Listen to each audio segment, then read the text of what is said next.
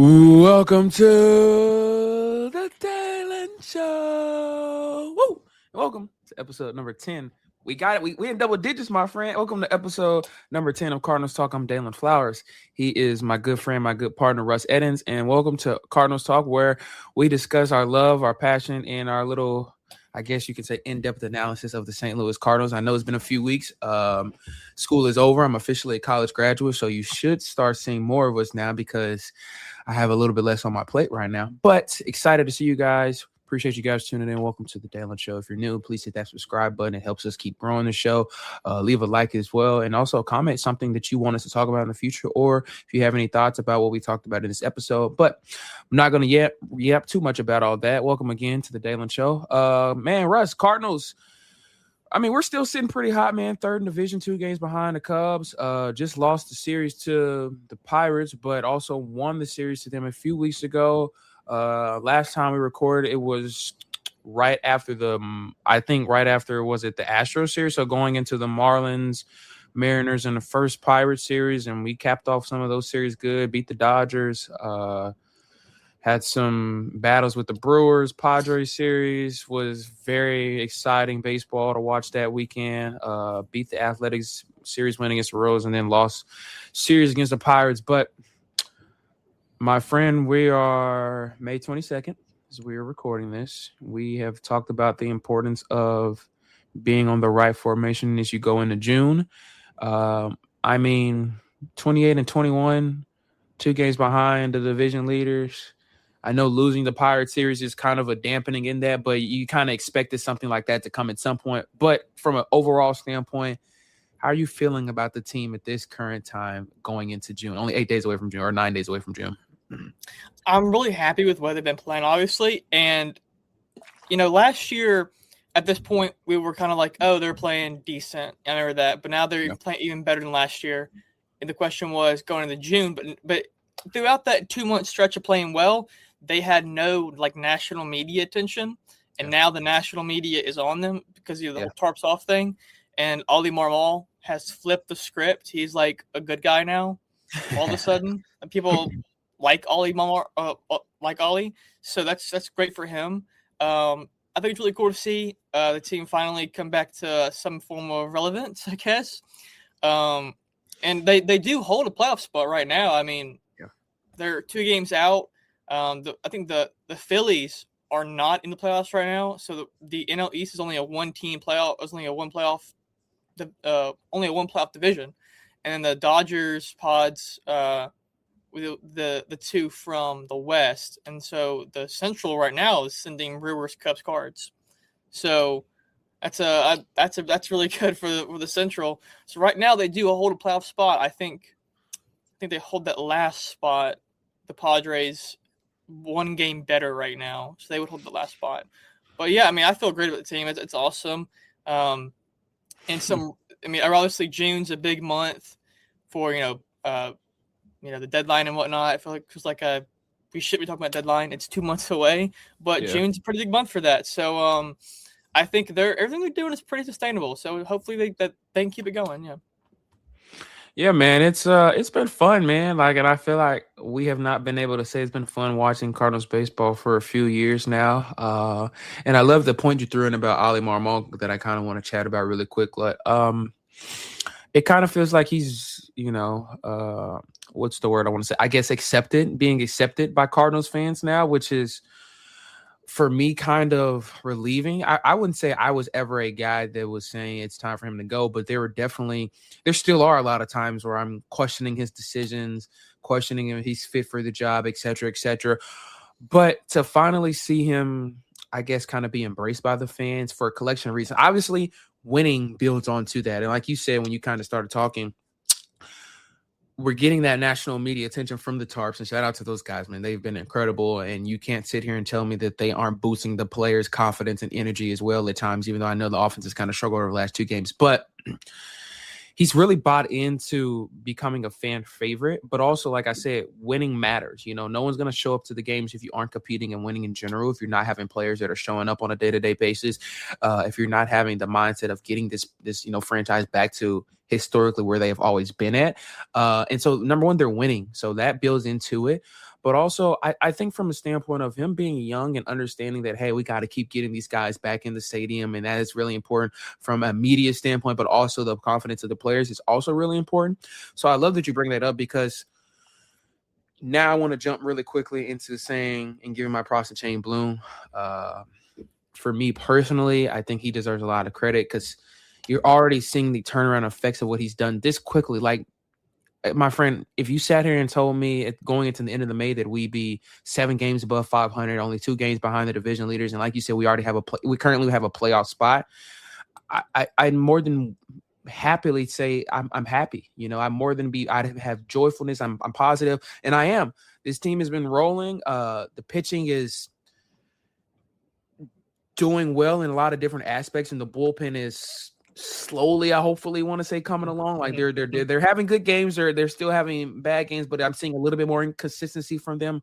But overall, like, I think that there are things this year, and I say this really quick, and then I'll give it back to you. We talked about this before the season started, or right when the season started. There wasn't any pressure on this team. There wasn't any certain expectations. We're not supposed to be here right now. We're supposed to be 8 games behind the Cubs at the bottom of the division. We're not supposed to be currently in a playoff spot. Jordan Walker's supposed to be struggling again. This bullpen is supposed to be the worst thing ever, and McGreevy's supposed to be horrible, and it's supposed to be Ali out, and et cetera, et cetera. But we're not here. And for me personally, Chaim Bloom has had a really good impact on that. He made a lot of great offseason moves, and I think this team is really rallying around each other. And now you're seeing the fans being involved, which is really helping that integration of the relationships on the inside as well. Yeah, I think the bullpen and the rotation's always kind of been there. It's always, when we finally May is sitting at a 5 ERA right now. McGreevy had the loss last night, but the loss, I think, on, I guess, Wednesday night. But he hasn't been bad at all. I don't blame that loss on him. They scored no runs. So O'Brien still has been really solid. I think Graceffo, I've been talking about him for years. He's finally come on as a reliever, done well. Romero's still doing it. And then who else to the bullpen? There's no one else. I mean, Ryan Fernandez has been awesome and limited appearance. Yeah, only 5 innings, but hopefully he'll step up a little more. And a few guys from the minor leagues are kind of testing a few things out, I think, with a variety of guys. I haven't. They make these roster moves, and you don't really see about it until they're on the team, I guess. So they've made a few changes to the bullpen, I think, over time. Maybe they had Dobbins in, they had Schuster in, so they've been kind of moving some things around a little bit. So I think the bullpen will find its way. But at the end of the day, I don't think any big change is going to come, except it's internal. I don't really see them buying at all. I'm not really worried about that. So I think they're just going to figure that one out. But I mean, the real shining thing about this whole roster is the fact that Walker is probably going to win Comeback Player of the Year. Yeah. And then Weatherholt, he's right in the thick of the not MVP, the Rookie of the Year conversation. He's right there. I think he's probably 2 or 3 right now, if I had to guess. Mm-hmm. But I mean, the whole lineup is playing well. I do think they need to have a conversation with Victor Scott. Yeah, it's time to have a bit. He's 25, so he's still young, but he's had 2 full seasons now, I think. Mm-hmm. And his weighted runs created plus, which is league average is 100. So if you have for instance, Jordan Walker's weighted runs created plus is 161. That's really, really good. He's batting better than 61% of the league, pretty much. Scott's is 44. Therefore, he is 64% or worse. I think he's well worse than the league average hitter. So, or 56%. He's well worse. Math it's too early for math, but he's really, really bad right now. Is what I'm trying to say.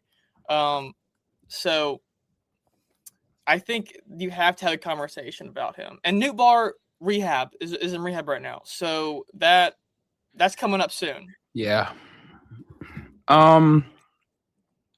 Yeah, I like you bring that point up. I hate it because I like Victor Scott. I think he has a lot of I want to say confidence in himself. I think he brings a lot of good energy. Defensively, he's really well, fast. Has been big in bunting situations, but it is time to start figuring situations out, because I think what you've seen over the last two games, and I'll be honest, I haven't really watched the last two games from the Pirates and Cardinals series, but I watched the highlights.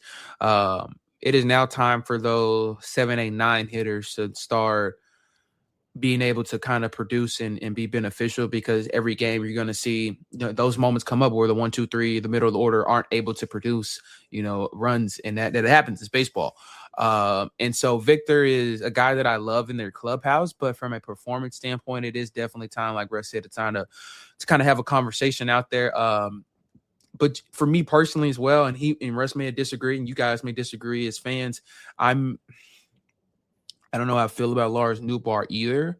Like, I think he's a big locker room guy. I think the fans love him. I love him, don't get him wrong, but just from a standpoint of ability, I think he is better than Victor Scott. So I think that will be a bonus. But I think there's also going to be a bit of now added pressure on him whenever he comes back to say, okay, let's go fill this void. And if he doesn't, then it's going to be like, okay, what are we going to do now? Do we need to move him, et cetera, et cetera. And like Russ said, I don't think there are going to be really any buying or moves that happen for us before the deadline in a couple months. But I think internally that is a conversation that has to be had, because I don't know. I just don't think there's a bright spot in that in general, but I'm not going to harp on that because there are a lot of bright spots. Jordan Walker, JJ Weatherholt, Burley's playing well. My guy Nolan Gorman he's progressing in the right step right now. It's not there yet, but he's getting there. Ivan Herrera and Pedro Paez, shout out to them, man. They have been absolutely balling over the last month, and they are following the rhythm, and it is absolutely fun to see them swing the bat and just be a part of this team in a positive manner. And I hope they continue to get it up. And also Nathan Church, I've always been a big believer in him, and I think if he continues to stay solid, he can be a big contributor to this team, which he has been so far. But overall, man, like, this team has been fun to watch. I think I've seen a lot of people hating fans just waiting on the Jordan Walker to fall off, and it hasn't happened yet. He obviously needs to tighten up on, recognizing the breaking ball and staying inside his comfort zone. But regardless of the fact, he's not dropping off, man. He already has more home runs at this point than he did the entire season last year. And I hated it for him last year and the year before. I mean, he's dealt with a lot of injuries that I'm sure have messed with his progression, messed with his confidence, messed with his mental abilities. But now he's 100% healthy. I hope it stays that way. Let me knock on wood. I don't want to talk about that, and then he gets injured. But this team is really rallying around him. And then you also mentioned the rookie JJ Weatherholt. I couldn't be happier that he's on this team. And even when he has a game where he's 0 for 4, he still is contributing defensively. He still is bright light in other ways that I really think is helping the confidence and energy of his teammates around him. And that's a guy that, I saw a video of Matt Ryan the other day talking to the Falcons. He said that leadership doesn't have an age. And I think that from a vocal standpoint, I don't know if he's much of a leader in that because I'm obviously not in the locker room.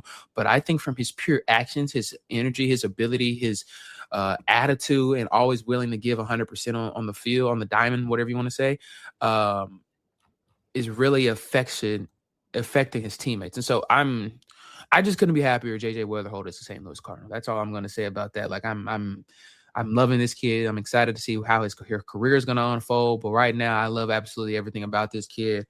And I kind of want to ask you,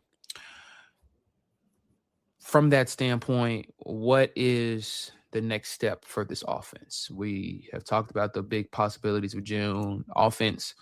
I don't want to harp too much on the last couple games, but from that standpoint, I would say from 1 to 6, this offense has been really solid. What do you think has to happen for them to continue to stay in that positive realm over the next couple months of the summer? But also, what do you think has been the ignition of them being so successful from hitting? Well, I think a lot of it is they've made good adjustments. Like, Walker has changed pretty dramatically. I mean, you can watch his stance. He's much more. I forget exactly. I haven't watched the games either. I was in Hoover for the whole time, and I haven't been able to. I was busy doing media there, not for St. Louis. But I think Walker's made a pretty big change that has allowed him to, number one, get the ball in the air more. Number two, see the ball better. He's just seeing it better. He's not, I mean, I'm sure his chase rate is still decently high, but he's taking less. It's decreased a lot, which is very, very good. Weatherholt's a rookie. He's going to have to make an adjustment. No one knew how to pitch to him at some point, so he's going to have to make an adjustment. That's why, rookies either, come out to get hot or not at all, because like Weatherholt hot off the bat, they're going to find a way to pitch to him soon. Like Walker started off his career with 11-game streak, and they found a way to pitch to him because he wasn't putting the ball in the air. And then they found a way to pitch to him, and things kind of spiraled from there. I think Burleson, I think, is probably the most solidified on the roster. I think him and Herrera, as far as just like overall consistency, because they've been here. They're only 26 or 27, 24 or 26, 27. I cannot believe Burleson's that old. Like that's like ancient on this roster. It's actually old. But I feel like I'm really confident in their ability to just make adjustments and have a bad stretch and get out of it. But Walker also did that. Walker was in a stretch for like 2 weeks where he was hitting 180 and then he got out of it, which is like really gives me a lot of confidence in him. Because you can hit all like, you can talk big game and whatnot, but what are you going to do when you get punched in the mouth? And Walker got punched in the mouth for about 2 weeks this month, and then he got out of it, and he got back up and kept going. So he's been doing good. And then Masyn Winn, I think Masyn Winn is settling in. I think this is the Masyn Winn we're going to get. This is who he is. He's going to be a great defensive player, and he's going to be a serviceable hitter, pretty much. He's right around league average. He's a little below it, but he's going to generate some more. He's going to he's got 4 stolen bases. He's got the 1 home run. His K rate is a little too high, honestly. It's 19%, 19.7%, almost 20%. It's a little too much. He's got to, if he stops swinging and missing so much, maybe he can put the ball in play a little more and, get on base and, use his speed. Use his speed overall. Gorman, I think Gorman is kind of settling into the player he's going to be for the rest of his career. A scary at bat, clutch at bat, but the overall, 1 for 3 games, 2 for 4 games aren't going to be there sometimes. So I think him and Winn and Herrera and Burleson are settling into the players they're going to be, honestly. If we can get a little more from Winn and Gorman, just a little bit more, a little more consistency, I think that'd be great. Church is exciting. I think he was just like a guy I didn't expect. He's not doing awful at the plate. Honestly, he's not. He's not walking at all. He's walking less than 4% of the time, which is horrid.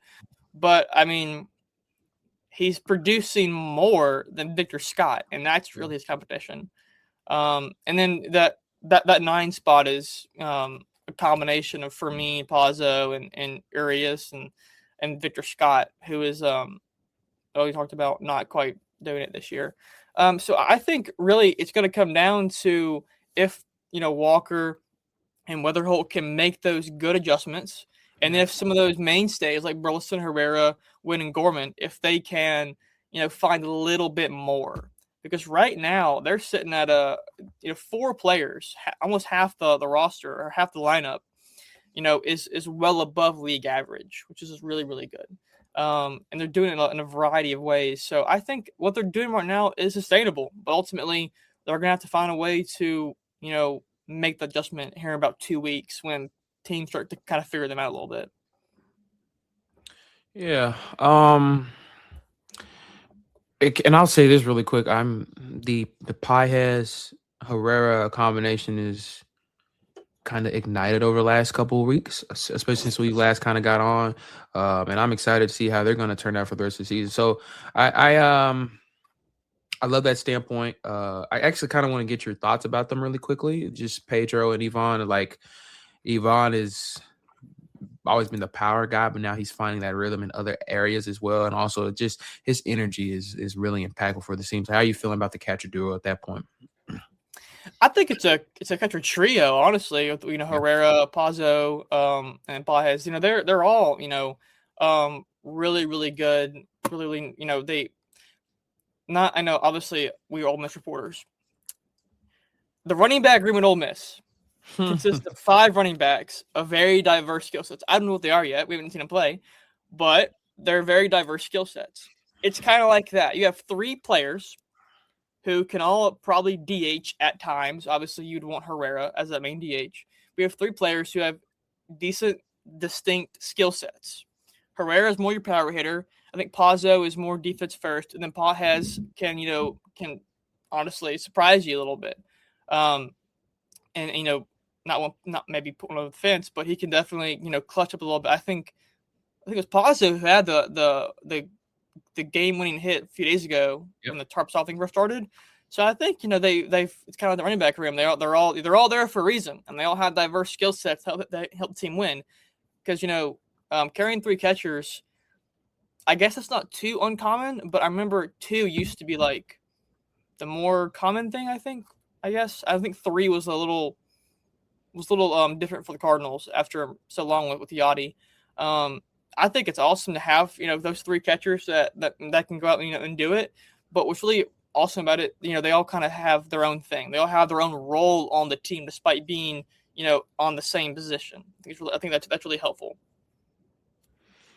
Really quickly, also because I was watching the game. I don't think you were at that time. I think you went to do something or something. I don't remember, but I know you kind of texted me about the Tarps and the guys and their shirts are off.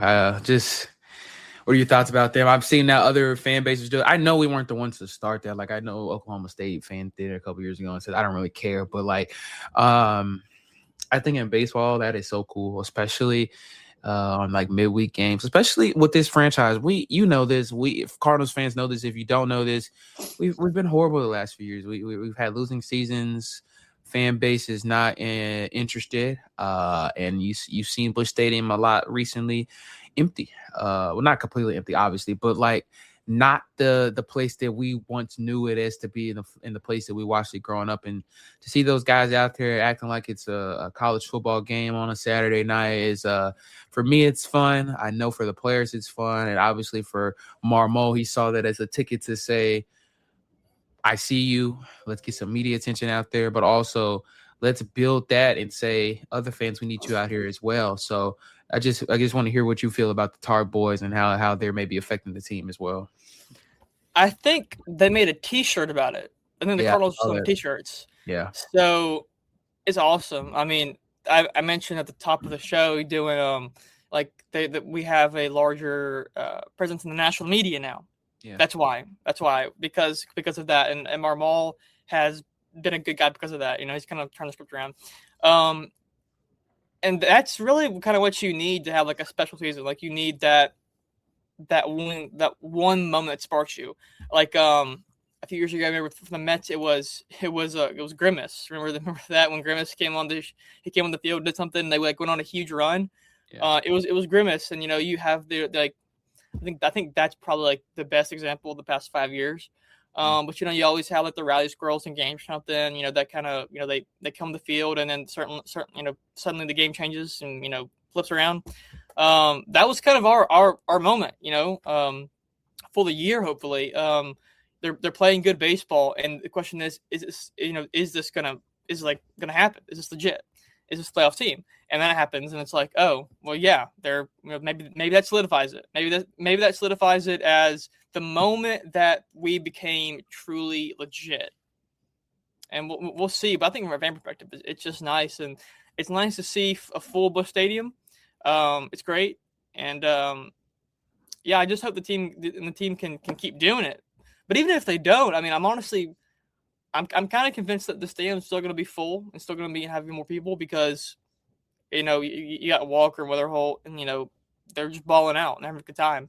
Even if the team as a whole, isn't playing well, in 2 months from now, you still got a lot of young pieces that are exciting. So I can't wait to see that. I'm really interested to see how Bloom deals with the deadline and those there's always a trade or two in June, how he manages those things. And really what's next, I think we need to start paying a little more attention to what's going on in the minor leagues, like Liam Doyle, what's he doing? What are some of those guys down there doing? I think that's really important coming up. So it's been awesome, and hopefully they can keep doing it. Yeah, we'll get into that more next week. Before we get out of here, I want to preview some of the upcoming series with you. We're finally in the real deep mix of the division. Reds series starts tonight, then Milwaukee, and then the good old Cubbies from Chicago. I think that's in Chicago, I believe. Yeah. No, it's in St. Louis. Excuse me. Mhm. How are we feeling about next 3-game series against the Reds, then Milwaukee, and then Chicago? Marcell Ozuna coming to town is that'll always be fun. But just how do you think the next 3 series are going to go? I think it's imperative to win this Red series. You just lost the Pirates. You got to find some way to squeak out a win against the Reds. And then from there on, I think different things can be talked about, but you got to win this series against the Reds. Yeah, is this a home series? Let me check. Hold on. I forget too. No, they're going to Cincinnati. Okay. Well, I mean, that's huge for them. It's obviously a big series because it's digital play. I think we're 500 in conference play, individual play right now. My mind's still on Ole Miss baseball, unfortunately.